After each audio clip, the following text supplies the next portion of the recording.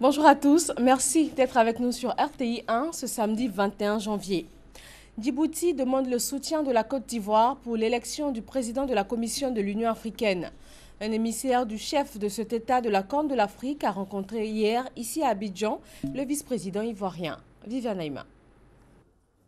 Dans le cadre du renouvellement des instances dirigeantes de l'Union africaine, les délégations des pays amis se succèdent à Abidjan pour solliciter le soutien de la Côte d'Ivoire pour leurs candidats respectifs. Ce vendredi après-midi, c'est un émissaire du président djiboutien Ismaïl Omar Guelleh, en la personne du ministre de l'Éducation nationale et de la formation professionnelle du gouvernement djiboutien, Moustapha Mohamed Mahamoud, qui a été reçu par le vice-président de la République, Daniel Kablan-Duncan. Je suis donc porteur d'un message donc, du président de la République, M. Ismaïl Omar Guelleh, au président Alassane Ouattara, concernant le soutien de deux candidats djiboutiens au poste respectif de vice-président de la Commission, qui est donc M. Yassine El-Mebouh, qui est ancien ministre, et Mme Hawa Ahmed Youssouf, qui également postule pour le poste de commissaire aux affaires politiques.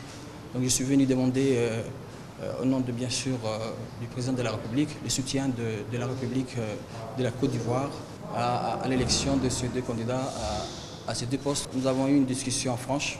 Il m'a en fait annoncé que déjà la région a son candidat à ce poste, que s'il y avait d'autres possibilités, bien sûr qu'ils seront à nos côtés.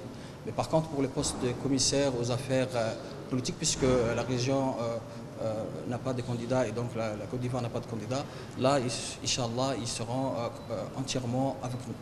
Pour ces élections, pour le renouvellement des instances dirigeantes de l'Union africaine, qui se dérouleront lors du 28e sommet de l'Union africaine prévu à la fin de ce mois de janvier à Addis Abeba, la région ouest africaine a un candidat en lice pour le fauteuil de président de la Commission de l'Union africaine, en la personne du Sénégalais Abdoulaye Bathily, actuel représentant spécial de l'ONU pour l'Afrique centrale.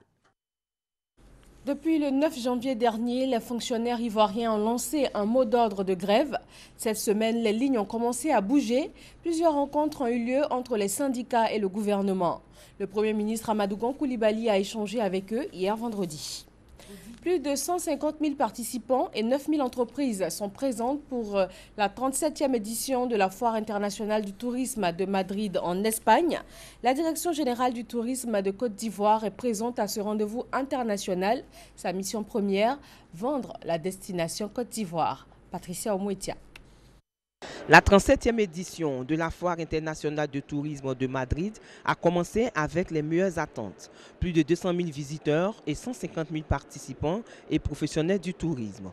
2% de plus qu'en 2015. 165 pays et 9 500 entreprises présentes. Pour Madrid, c'est environ 138 milliards de francs CFA de retombées économiques.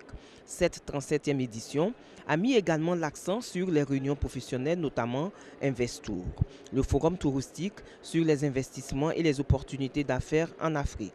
L'objectif est de promouvoir le développement durable en Afrique tout en favorisant les échanges sur les opportunités d'affaires. À l'intérieur de FITOUR 2017, il y a ce que l'on appelle Investour. Donc, on donne l'opportunité aujourd'hui à tous les acteurs africains de pouvoir présenter des projets attirant des investisseurs étrangers, parce qu'il n'y a pas que des Espagnols dans ce salon. Donc c'est une opportunité ouverte à l'Afrique dans le cadre d'un tourisme durable. Vous savez, c'est la croissance, le tourisme, c'est la croissance qui tire le plus au monde, avec 8% de taux de croissance qui évolue et qui donne la possibilité aux jeunes générations. Je crois en l'importance du dialogue et en la capacité des Africains à résoudre eux-mêmes les défis de la démocratie. C'est pourquoi j'ai décidé aujourd'hui de quitter la direction de cette grande nation. Ce sont les mots du président sortant de la Gambie hier soir à la télévision nationale. À l'issue d'une longue journée de médiation avec les chefs d'État mauritaniens et guinéens, Yaya Jammeh a accepté de quitter le pouvoir. Pour l'instant, on ne connaît pas le contenu de l'accord qui a été conclu, ni quel est le pays qui offrira l'asile à Yaya Jammeh. Match nul, 2 buts partout. C'est le score final de la rencontre Côte d'Ivoire, République démocratique du Congo, hier vendredi 20 janvier à Oyem. Le mardi 24 janvier prochain, les éléphants de Côte d'Ivoire rencontrent le Maroc, toujours à Oyem, au Gabon, pays hôte de cette Coupe d'Afrique des Nations. Merci de votre attention. Très bon samedi à vous tous sur RTI 1.